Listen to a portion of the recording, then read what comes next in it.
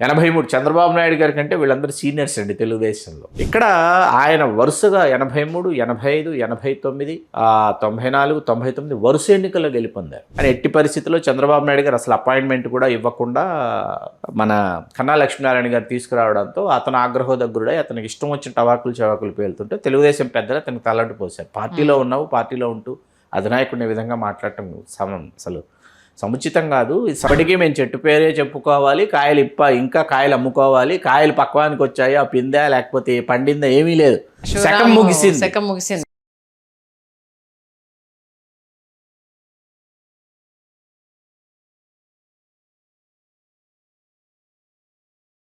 నమస్తే, తెలుగు రాజ్యంకి స్వాగతం. నేను మీ సంధ్య. తెలుగుదేశం పార్టీలో పెద్ద ఎన్టీఆర్ పార్టీ స్థాపించినప్పటి నుంచి ఆయనతోనే కొనసాగి ఆ తర్వాత చంద్రబాబు నాయుడు గారితో కలిసి నడిచి ఎన్నో పదవులు అధిరోహించి అదే పార్టీలో ఉండగానే కన్నుమూసిన ఒక దిగ్గజ నేత గురించి ఇవాళ మాట్లాడుకునే ప్రయత్నం చేద్దాం.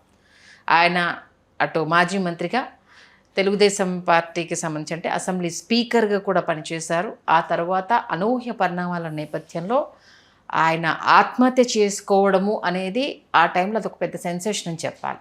ఇప్పటికే మీకు అర్థమైపోయి ఉంటుంది. ఆయనే కోడెల శివప్రసాద్ గారు. ఆయన మరణానంతరం ఆయన కొడుకు దారి ఎటువైపు అన్నదానికి సంబంధించి చాలా సందిగ్ధాలు అయితే కొనసాగడం జరిగింది. కాకపోతే ఈ మధ్యకాలంలో కొంత దూకుడుగా వ్యవహరిస్తూ పార్టీకి నష్టం చేస్తున్నాడన్న కోణంలో పక్కన పెట్టారా, తీసి పాడేశారా అన్నది ఒక చర్చ నడుస్తుంది. ఇదే అంశానికి సంబంధించి పూర్తి విశ్లేషణ చేసే ప్రయత్నం చేద్దాము. చరిత్రకారులు, రాజకీయ విశ్లేషకులు శిలాగడ్డ శ్రీకాంత్ గారు మనతో ఉన్నారు. ఆయన మాటల్లో. శ్రీకాంత్ గారు నమస్తే. నమస్కారం సంధ్య గారు. నిజంగంటే అదే పార్టీలో పుట్టి అదే పార్టీలో ఫైట్ చేసి ఆ పార్టీలో ఉండగానే మరణించడము, ఆ పార్టీ నేతగానే మరణించడము అనేది చాలా అరుదైన సంఘటన. కాకపోతే అలాంటి ఒక దిగ్గజ నేత ఆత్మహత్య చేసుకోవడము మరింత బాధాకరమైన విషయం. ముందుగా కోడెల శివప్రసాద్ గారి గురించి మాట్లాడుకుని ఆ తర్వాత వాళ్ళ అబ్బాయి దగ్గరికి వెళ్దాము. ఆయన గురించి చెప్పాలంటే అసలు ఏం చెప్తారు? కోడెల శివప్రసాదరావు గారు డాక్టర్గా ప్రాక్టీస్ మొదలుపెట్టిన తర్వాత నరసరావుపేటలో, పల్నాడు ప్రాంతం ఏంటంటే మాచర్ల, గురజాల, నరసరావుపేట, కొంత చిలకలూరుపేట, దుగ్గిరాల వరకు, కొంత దుగ్గిరాల వరకు, తర్వాత మీకు కొంచెం పెదకూరుపాడు వైపు, ఇట్లాగా మీకు ఈ పల్నాడు ప్రాంతం అంతా కేంద్రీకృతమై ఉంటుంది. సత్తెనపల్లి ఈ ప్రాంతం ఏంటంటే, ఈ ప్రాంతంలో ఆధిపత్య భావజాలం కావచ్చు, ఆధిపత్య పోరు కావచ్చు, ఇవి దశాబ్దాలుగా కొనసాగుతూ వచ్చాయి. దానిలో భాగంగా ఏంటంటే తెలుగుదేశం పార్టీ తమ యొక్క అస్తిత్వాన్ని తెలుగుదేశం పార్టీ పెంపొందించుకోవాలి అనుకునే నాటికి ఏంటంటే తమ సామాజిక వర్గానికి చెందినటువంటి వారిని ప్రతిష్ఠించేటటువంటి ఒక కార్యక్రమాన్ని వీళ్ళు పెట్టుకున్నారు. దానిలో భాగంగానే నరసరావుపేట అనగానే సహజాతసిద్ధంగా అంత క్రితం కాసు కుటుంబానికి చెందినటువంటి కాసు బ్రహ్మానంద రెడ్డి గారి కుటుంబానికి చెందినటువంటి వాళ్ళు ప్రాతినిధ్యం వహిస్తూ వచ్చిన, అంత క్రితం ఎప్పుడో నల్లబాటి వెంకటరామయ్య లాంటి కమ సామాజిక వర్గం నేతలు పనిచేసినప్పటికీ ఇక్కడ తమ సామాజిక వర్గం నుంచి ఒక విద్యాధికుడిని ప్రతిష్ఠించాలి అని కోడెల శివప్రసాదరావు గారు ఆయన పాటికి ఆయన తన మానాన తాను డాక్టర్గా ప్రాక్టీస్ చేస్తుంటే ఆయనని పిలిచి మరీ ఆయనకి బీఫార్మ్ ఇచ్చి ఎన్టీ రామారావు గారు ఆయన శాసనసభ్యుడిని చేశారు. అట్లా డాక్టర్ కోడెల శివప్రసాదరావు గారు క్రియాశీలక రాజకీయాలకు అడుగుపెట్టారు. అడుగుపెట్టిన తర్వాత ఏంటంటే ఆయన కూడా అక్కడ ఉన్నటువంటి పల్నాడు ప్రాంతంలో ఉన్నటువంటి ఫ్యాక్షన్ ఏదైతే ఉందో, పల్నాడు ప్రాంతంలో కూడా ఫ్యాక్షన్ ఉంది, ఆ ఫ్యాక్షన్కి ఆయన కూడా తల వంచి తాను కూడా కొంత సైన్యాన్ని తయారు చేసుకుని ఆ విధంగా ఆయన ఆ దిశగా అడుగులు వేసి, మీకు గుర్తులేదో తెలుసో తెలియదో నాకు తెలియదు, ఒకసారి ఆయన నా క్లినిక్లోనే నర్సింగ్ హోమ్లోనే బాంబులు పేలాయి అనమాట. దాచిపెట్టిన బాంబులు పేలాయి. ఆయన నర్సింగ్ హోమ్లో దాచిపెట్టి ఉంటారు కదా, స్టాక్ చేసిన బాంబులే పేలి చాలా అది పెద్ద సంఘటన అది. సరే 78, 79 ఆ తర్వాత ఈయన డాక్టర్గా ప్రాక్టీస్ చేసుకుంటూ ఒక మంచి డాక్టర్గా పేరు పొందిన తర్వాత 82 ఎన్నికల్లోకి ఆయన్ని తీసుకురావటం. 83 చంద్రబాబు నాయుడు గారి కంటే వీళ్ళందరూ సీనియర్స్ అండి తెలుగుదేశంలో. వీళ్ళందరూ చంద్రబాబు నాయుడు గారి కంటే ముందు తెలుగుదేశంలో ఎన్టీ రామారావు గారితో ప్రయాణం చేసినటువంటి నేతలు వీళ్ళందరూ. కాబట్టి వీళ్ళ ప్రయాణం తెలుగుదేశంతోనే కొనసాగింది చివరికంటూ. ఇక్కడ ఆయన వరుసగా 83, 85, 89, 94, 99 వరుస ఎన్నికల్లో గెలుపొందారు. ఒక్క 2004, 2009 ఆ వరుస ఎన్నికల్లో అప్పుడు కాంగ్రెస్ పార్టీ అభ్యర్థి చేతిలో కాసు వెంకటకృష్ణారెడ్డి గారి చేతిలో ఆయన ఓడిపోయి కాసు కృష్ణారెడ్డి గారు ఆయన కూడా రాష్ట్ర మంత్రి, ఈయన రాష్ట్ర మంత్రిగా ఈయన రాష్ట్ర హోంశాఖ మంత్రిగా రాణించినటువంటి నేత కోడెల శివప్రసాదరావు గారు. ఈయన హోంశాఖ మంత్రిగా ఉన్నప్పుడే వంగవీటి మోహన్ రంగారావు గారి హత్యోదంతం జరిగింది. ఓకే, సరే ఈయన జీవితంలో కూడా కొన్ని భోగిరెడ్డి పుద్దురి నారాయణ గారిని మొన్న దివంగతులైనటువంటి పోలీస్ అధికారి ఆయన కోడెల శివప్రసాదరావు గారిని సినిమా పక్కీలో ఆయన కోడెల శివప్రసాదరావు గారిని తీసుకువెళ్ళి పోలీస్ స్టేషన్లో కూర్చోబెట్టి కేసులకు సంబంధించి హాజరు కావాలి కదా అని చెప్పేసి అటువంటి ఒక పోలీస్ ఆఫీసర్ ఆయన. అట్లాంటి సంఘటనలు సినిమా పక్కీలో చాలా సంఘటనలు కనిపిస్తాయి వీళ్ళ జీవితాల్లో. వంగవీటి మోహన్ రంగారావు గారి హత్యోదంతం జరిగింది శివప్రసాదరావు గారి హయాంలోనే. అప్పుడు శివప్రసాదరావు గారిని రామారావు గారు పిలిచి రాజీనామా చేయమని కోరారు. కోరిన తర్వాత ఆయన రాజీనామా చేశారు. చేసి మీకు కిమిడి కళా వెంకటరావు గారు హోంమంత్రి అయింది అప్పుడు. సరే ఆయన తెలుగుదేశం పార్టీలో కొనసాగారు, 2 పర్యాలు ఓడిపోయారు. 2014 ఎన్నికలకి ఆయన అనూహ్యంగా మనకి సత్తెనపల్లి నియోజకవర్గానికి వచ్చారు. ఆయన భాజపాకి పొత్తులో భాగంగా భాజపాకి కేటాయించారు. కేటాయించడంతో సత్తెనపల్లికి వచ్చి కేవలం 1000 లోపు ఓట్ల ఆధిక్యతతో అంబటి రాంబాబు గారిని ఓడించారు వైకాపా అభ్యర్థిని 14 ఎన్నికల్లో.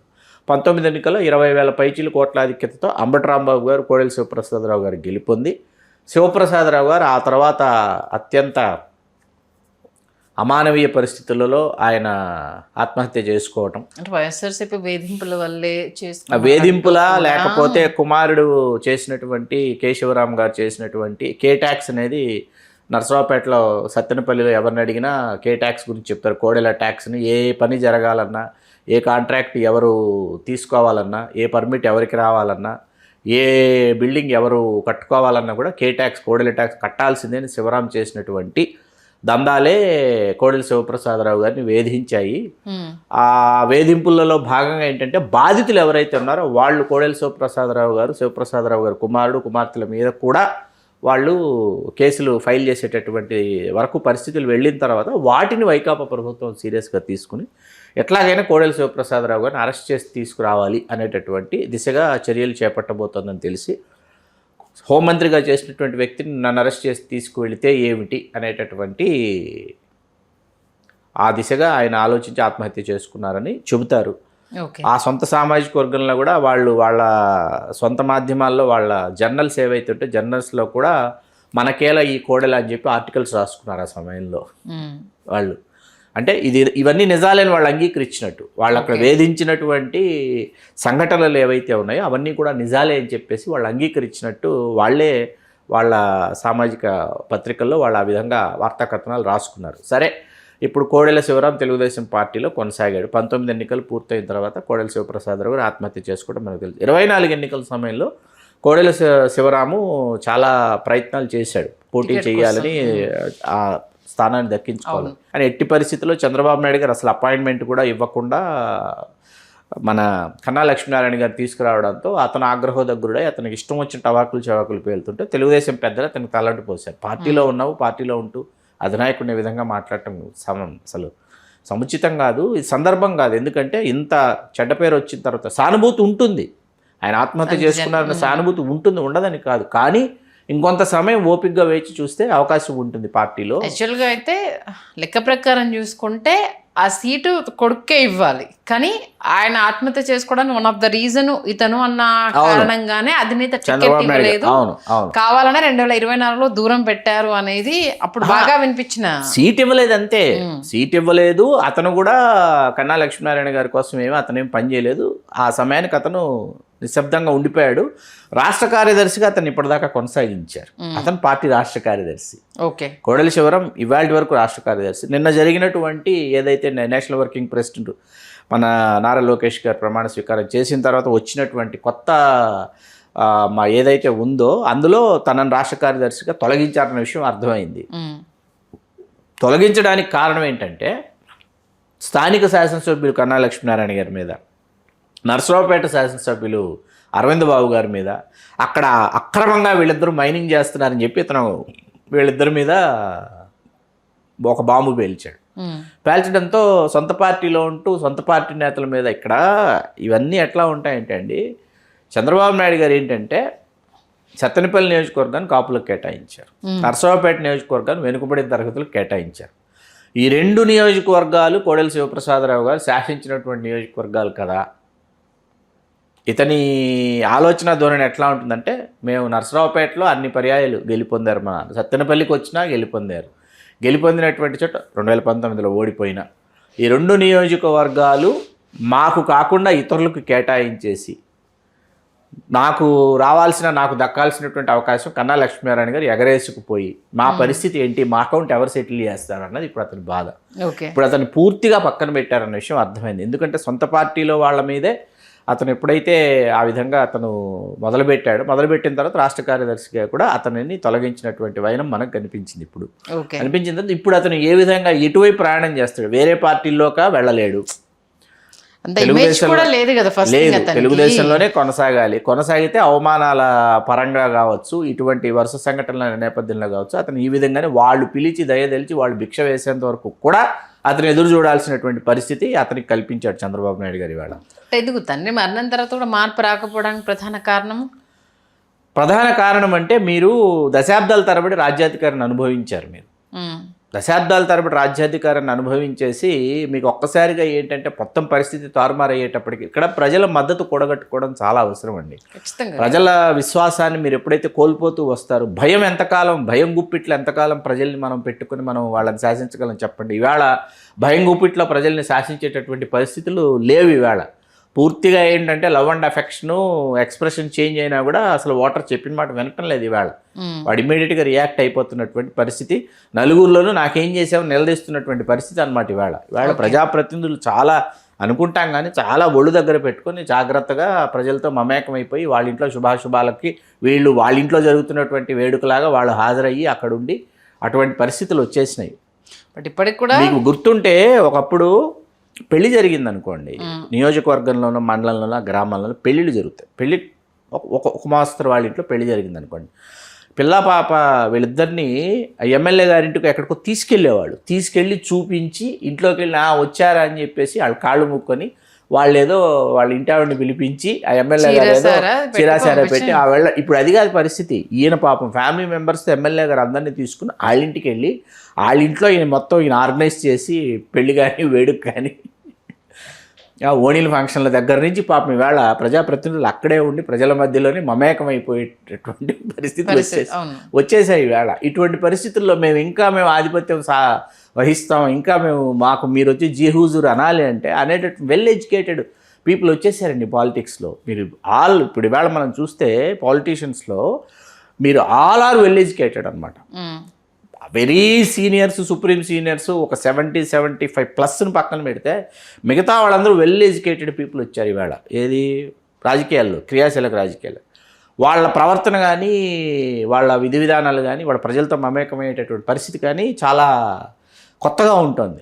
సరే, ప్రత్యర్థులతో ఢీకొనాలనుకున్నప్పుడు ఇంకొకలాగా వాళ్ళు రిటార్ట్లు ఇస్తున్నారు. It's very different kind of matter. ఇప్పుడు ఇక్కడ ఏంటంటే ఉన్నది బాయ ఉంచుకున్నది బాయ అన్నటువంటి పరిస్థితి వాళ్ళ కోడెల శివరాంది అక్కడ. ఓకే, కానీ ఇప్పటికీ కూడా కోడెల శివప్రసాద్ గారి కొడుకు అన్న స్టాంప్ అయితే తప్పితే లేదు తన అసలు ఎస్టాబ్లిష్ చేసుకోవడం పెద్ద మైనస్ చేసుకోలేదు. అతను మొన్న కన్నా లక్ష్మీనారాయణ గారి విజయం కోసం పక్కన నిలబడి అతను పూర్తి స్థాయిలో ఎన్నికల్లో అతను ఆ ప్రచారంలో పాల్గొని ఉన్నట్లయితే సానుభూతి ఉండేది. ఎందుకు తనకి ఇవ్వకపోయినా వేరొకరికి అవకాశం ఇచ్చినా వాళ్ళ విజయం కోసం అతను కృషి చేశాడనేటటువంటి ఒక సానుభూతి ఖచ్చితంగా ఉండేది. అతని మీద ఒక సాఫ్ట్ కార్నర్ ఉండేది. లోకేష్ గారు ఇట్లాంటివన్నీ చాలా పారామీటర్స్ పెట్టుకుంటారండి. మనం చెప్పింది మాట వింటున్నారా, వినటం లేదా, మనం చెప్పిన తర్వాత సరే కొంత అలిగినా కొంత నసిగినా సరే ఏదో విధంగా కొనసాగుతున్నారా లేదా, వీళ్ళని ఎప్పుడు కరుణించవచ్చు, ఎంత సమయం ఇవ్వచ్చు వీళ్ళకి, ఇట్లాంటివన్నీ చాలా బాగా లోకేష్ గారు చూస్తారు. ఎందుకంటే ఇప్పుడు ఇండివిజువల్ క్యాడర్ అన్నా ఉండాలి. నీ పేరు చెప్తే నీ ప్రాంతంలో ఆయన వెంట మేము ఉంటాము అన్న ఒక మాట అయినా ఉండాలి. ఇవేమీ లేకుండా ఇంకా నేను తండ్రి పేరు చెప్పుకుంటాను అని అంటే ఆ తండ్రి పేరుకి తగ్గ స్టామినా నువ్వు చూపించావంటే అది లేదు కదా. ఇప్పటికీ మేము చెట్టు పేరే చెప్పుకోవాలి, ఇంకా కాయలు అమ్ముకోవాలి, కాయలు పక్వానికి వచ్చాయి ఆ పిందా లేకపోతే పండిందా ఏమీ లేదు, ఇంకా అదే పరిస్థితుల్లో ఉన్నారనమాట. ఇంకా ఇప్పుడు తెలుగుదేశంలో కోడల శకం ముగిసింది, కోడల ఫ్యామిలీ శకం ముగిసింది. ఓకే, చూద్దాం మరి ఇప్పుడు బయటకు వచ్చాక ఏం బాంబులు పేలుస్తారు, ఎలాంటి కామెంట్స్ చేస్తారనేది. ఎందుకంటే ఉండంగానే కమెంట్ చేసిన వాడు ఇంకా తీసేశారు అని అంటే ఇంకా ఫ్రీ బర్డ్ అయిపోతాడు కాబట్టి ఏ రకంగా ఉంటుంది అనేది. బట్ వైఎస్ఆర్సీపీకి అయితే వెళ్ళని పరిస్థితి తీసుకోరు. కూటమిలో ఇది ఉన్నప్పుడు అది కాని పని. ఇక కొత్త పార్టీలు ఏమన్నా ఆహ్వానిస్తే చెప్పలేము. ఆ కొత్త పార్టీలో మనగడ ఏ రకంగా ఉందో ఏపీలో మొన్నే మనం చూసాం కాబట్టి చూద్దాం ఏం జరుగుతుందని మంచి విశ్లేషణ ఇచ్చారు. ధన్యవాదాలు శ్రీకాంత్. ధన్యవాదాలు సంధ్య గారు. హలో, తెలుగు రాజ్యం ఛానల్ చూస్తున్నారా? సామాజిక రాజకీయ జీవన చిత్రణే తెలుగు రాజ్యం. అతిశయోక్తులు అసత్యాలు ఉండవు. రాజకీయ కోణం కాదు, ప్రజా కోణమే కొలబద్ద. తెలుగు రాజ్యం వీక్షణ మీ ఉత్తమ అభిరుచికి నిదర్శనం.